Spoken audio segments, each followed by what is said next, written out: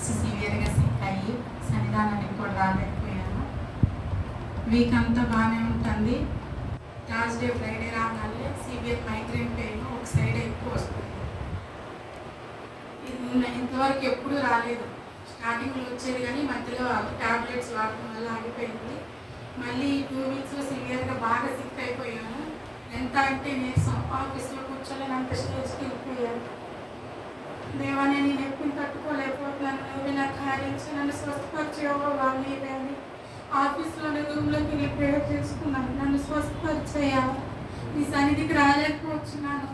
2 weeks మానే 2 weeks వెళ్ళలేదు. ఈ వీక్ అని వెళ్ళాలని మరి వారం అంతా ఎంతగానో ప్రార్థనాపూర్వకంగా ఉన్నాను. ఒక్క సైడే పెయిన్, ఒక ట్యాబ్లెట్ వేసుకోవాల్సింది ఒకేసారి 2 ట్యాబ్లెట్స్ వేసుకున్నా అట్లన్నా తగ్గుతున్నాయి ఉన్నది.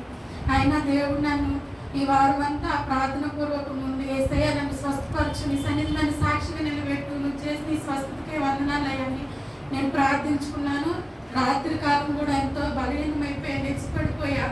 దేవా, నేను తట్టుకోలేకపోతున్నాను. అయ్యా, రేపు సన్నిధానానికి వెళ్ళాలి, ఎట్లే నన్ను బలపరచు, నా శక్తిని దయచి నీ సన్నిధిలో సాక్షి నిలబెట్టుకోవాలి అని నేను ప్రార్థించుకున్నాను. నైట్ అంతా దేవుడు మరి నాకు పరిపూర్ణమైన స్వస్థత ఇచ్చినట్టు నేను పండుగను ఆయన సన్నిధిలో కూడుకొని ప్రార్థించడానికి ఇచ్చిన కృపను బట్టి ఆయనకు వెళ్ళలేని వందనాలు. ఇచ్చిన సాక్షి దేవుడు దీవించిన